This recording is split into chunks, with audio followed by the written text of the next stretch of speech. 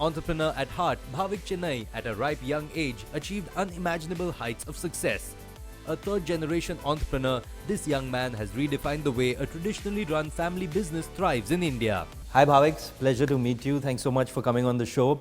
Let's start with your journey from the very early days. Tell me about schooling. What were school days like? What was Bhavik like in school? Going to school and then going to office after that. So Exactly the point I said earlier. The training starts early. Yeah. my mom would pick me up from school and then we would go to office together. Nice. And practically I've grown up in office since I was age 5. A lot of work experience, if we may call it. So, which was the first business you started? I think I was 16 Right. when there was an education tech venture that we started, primarily to provide notes to students across the world on any subject. Oh, fantastic. And in the middle, I wanted to experience a lot of other industries, which I felt would help us in our journey. Right. We also had a joint venture with Brinks, and that was a beautiful experience to see how a company in 130 countries operates. And along with that, of course, Ship is another venture that we started to digitize logistics. After that, the expansion within the country started. I was all over the country, every state in the country, opening branches. So, is there any sectors that are your favorite that you look out more towards for investing? The primary interest is anything that digitizes something offline. Oh, right. And that can be sector agnostic. So we have panwalas who now have a storefront, right? And we have companies which have never had an HR software having HR softwares. So Lovely. all very different types of ventures which truly make a difference. Bhavik, what's on your plate for the way ahead? Several new businesses which are coming for sure.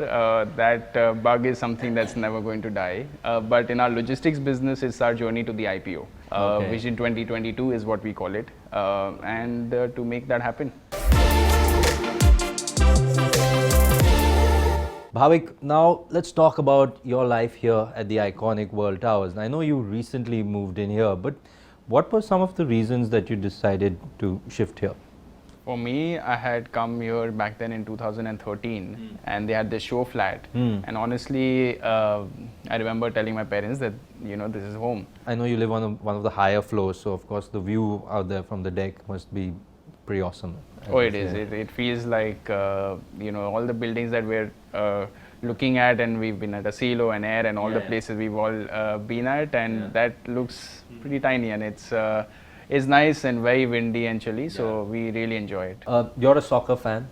I believe you play it, and you play a lot of sports. So is that something that you foresee yourself doing, like maybe not daily but very often here?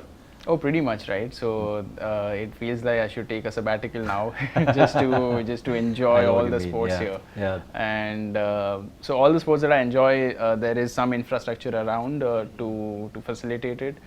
A lot of people also are very health oriented post lockdown, post COVID. So it's beautiful to now have enough people to play with, whether it's basketball or squash or anything else. Your thoughts on actually living in India's icon to the world, which is the World Towers?